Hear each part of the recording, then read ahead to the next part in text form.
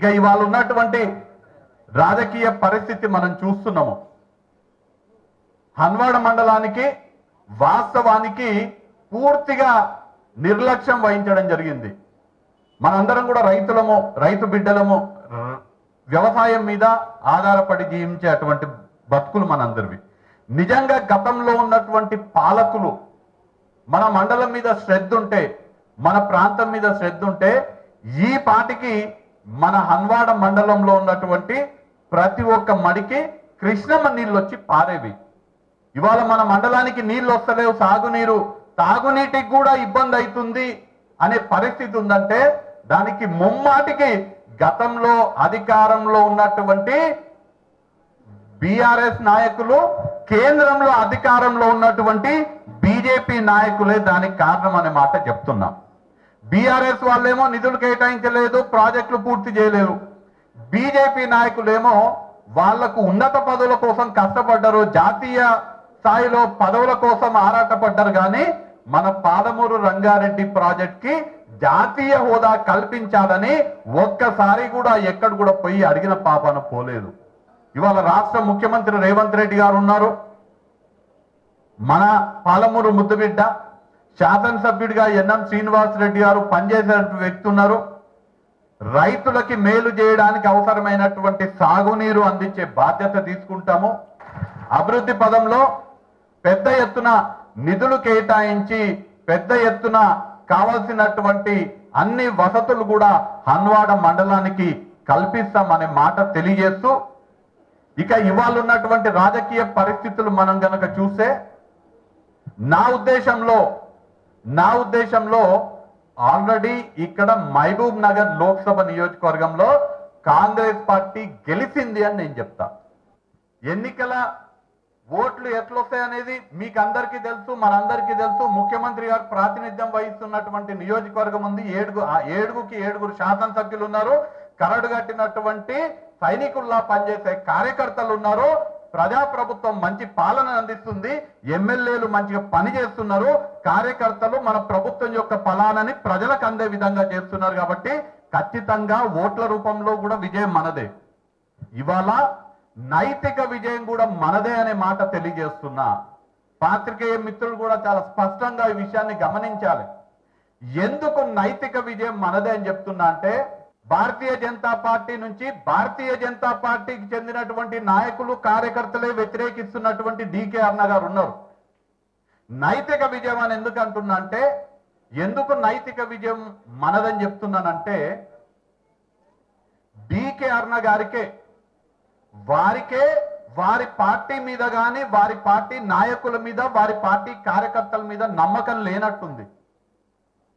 నాకు చాలా మంది కాంగ్రెస్ పార్టీకి చెందినటువంటి కార్యకర్తలు, నాయకులు చెప్తున్నారు రోజు, అన్న మాకు డీకే అరుణ ఫోన్ చేసిందన్న, అన్న మాకు డీకే అరుణ ఫోన్ చేసింది, వంశన్న డీకే అరుణ పొద్దుగాలనే ఫోన్ చేసింది, నేను ఫోన్ ఎత్తకపోతే ఎత్తకపోయినా కానీ మళ్ళా ఫోన్ చేస్తుంది. ఏమడుగుతుంది ఫోన్ చేసి అంటే, నాకు మద్దతు ఇవ్వాలి, నేను గతంలో కాంగ్రెస్ పార్టీలు ఉన్నప్పుడు నేను మంచిగా పనిచేసిన, మీరందరూ నన్ను చూడాలి, నన్ను ఎలక్షన్లో గెలిపియాలి అని కాంగ్రెస్ పార్టీ కార్యకర్తలకు, నాయకులను ఫోన్ చేసి అడుగుతున్నది. అంటే ఇవాళ వాళ్ళ పార్టీ కార్యకర్తలు, వాళ్ళ పార్టీ నాయకుల మీద ఆమెకు విశ్వాసం లేదు. కాంగ్రెస్ పార్టీ నాయకులు, కాంగ్రెస్ పార్టీ కార్యకర్తలు అంట ఆమెలాగా నైతికత వదిలేసి, ఆమెలాగా విలువలను వదిలేసి, ఆమె ఎట్లయితే పూటకొక పార్టీ మారుతుందో, ఎట్లయితే పదవుల కోసము, పైసల కోసము ఎట్లయితే కండువాలు మారుస్తుందో, తెలుగుదేశం పార్టీ నుంచి సమాజ్వాదీ పార్టీ, సమాజ్వాదీ పార్టీ నుంచి కాంగ్రెస్ పార్టీ, కాంగ్రెస్ పార్టీ నుంచి భారతీయ జనతా పార్టీ, మళ్ళా భారతీయ జనతా పార్టీ నుంచి రేపు బీఆర్ఎస్ అవుతుందో, ఎంఐఎం అవుతుందో, ఏ పార్టీ అవుతుందో, ఎట్లయితే ఆ బీఎస్పీ అంటుండ్రు ఎవరు, ఎట్లయితే ఆమె రాజకీయాలలో నైతికతని, విలువలని వదిలేసిందో, అట్లా ఇవాళ కాంగ్రెస్ లో ఉన్నటువంటి నాయకులు, కార్యకర్తలు కూడా ఆమెలాగా నైతికతను, విలువలను వదిలేసి భారతీయ జనతా పార్టీ నుంచి పోటీ చేస్తున్నటువంటి ఆమెకు మద్దతు ఇవ్వాలంట, ఆమె కోసం పనిచేయాలంట. ఆమె పొద్దుగా లేచి చేసే పని ఏంటంటే కాంగ్రెస్ వాళ్ళకు ఫోన్లు చేసుడు, కార్యకర్తలకు ఫోన్లు చేసుడు, నాకు మద్దతు ఇవ్వమని అడగడం. నేను ఇలా ఛాలెంజ్ చేస్తున్నా. భారతీయ జనతా పార్టీకి సంబంధించినటువంటి ఏ ఒక్క నాయకునికి కానీ, ఏ ఒక్క కార్యకర్తకు కానీ వంశీచంద్ర రెడ్డి ఏ వ్యక్తి అయితే చెయ్యి గుర్తు మీద నిలబడుతున్నాడో, ఏ వ్యక్తి అయితే కాంగ్రెస్ పార్టీ నుంచి 3 రంగుల కండువా కప్పుకొని చెయ్యి గుర్తు మీద నిలబడుతున్నాడో, నేను ఒక్క భారతీయ జనతా పార్టీ నాయకుడికి కార్యకర్తకి ఫోన్ చేసి మీరు భారతీయ జనతా పార్టీలో ఉన్నారు కానీ నేను కాంగ్రెస్ నుంచి పోటీ చేస్తున్నా, నాకు మద్దతు ఇవ్వండి, నా కోసం పనిచేయండి అని ఏ ఒక్కరు అడిగినా కానీ నేను ఇవాళ కాంగ్రెస్ పార్టీ అభ్యర్థిగా పోటీ చేయ. చాలా బాధ్యతతో చెప్తున్నా ఈ విషయాన్ని. నేను నామినేషన్ కూడా అయ్యాను. నేను ముక్కుకు నేలకు రాసి నేను క్షమించండి, నేను ఒక పార్టీ నుంచి పోటీ చేస్తూ ఇంకొక పార్టీ వ్యక్తిని మద్దతు అడుగుతున్నా, నాకు నైతికత కోల్పోయినా నేను ఎన్నికల్లో పోటీ చేయని నేను ముక్కు నేలకు రాస్తా. నేను ఎంతమంది బీజేపీ నాయకులకు చెప్తున్నా, అరుణమ్మకు చెప్తున్నా, నేను ఎంతమంది కాంగ్రెస్ నాయకులు కార్యకర్తలకు మీరు ఫోన్ చేసి మీరు ఒక పార్టీలో ఉండి ఇంకొక పార్టీకి సంబంధించినటువంటి నాయకులు కార్యకర్తల మద్దతు అడుగుతున్నారని ఎంతమందిని తీసుకొచ్చి చెప్పమని నేను ఇవాళ అడుగుతున్నా. నేను తీసుకొస్తా. మీరు ఒక పార్టీ నుండి ఇంకొక పార్టీ వాళ్ళకి ఫోన్ చేసి అదే పనిగా పెట్టుకొని మీరు ఎట్లయితే రాజకీయాలల్లా నైతిక విలువలు రాజకీయాలల్లా విశ్వాసాన్ని కోల్పోయినరో అట్లా మా కాంగ్రెస్ నాయకులని కార్యకర్తలను కూడా నైతికత కోల్పోమంటారా? సిగ్గుశరం ఉండాలని నేను అంటున్నా. కానీ నేను గర్వంగా చెప్తున్నా, మా కాంగ్రెస్ పార్టీ నాయకులు కార్యకర్తలు డీకే అరుణ కాదు, నరేంద్ర మోడీ వచ్చినా గాని 3 రంగుల జెండా నిడవరు, చెయ్యి గుర్తును వదిలిపెట్టరు. మీలాగా 15 కోట్లకు అమ్ముడు పోయేటోళ్ళు మా కాంగ్రెస్ పార్టీ నాయకులు కార్యకర్తలు కాదు. మీరు పదవుల కోసం ఆరాటపడతారు, పైసల కోసం కక్కుర్తి పడతారు. కానీ నిజంగా గ్రామాలలో, బూతులలో, క్షేత్రస్థాయిలో పనిచేసేటువంటి కాంగ్రెస్ పార్టీ కార్యకర్తలు ప్రాణం పోయినా కానీ 3 రంగుల జెండాను వదిలిపెట్టరు. నువ్వు 15 కోట్లు కాదు 50 కోట్లు ఇచ్చినా చేయి గుర్తుకు తప్ప వేరే గుర్తుకు ఓటేయమన్నటువంటి కార్యకర్తలే మా కాంగ్రెస్ పార్టీ కార్యకర్తలు, మా కాంగ్రెస్ పార్టీ నాయకులు.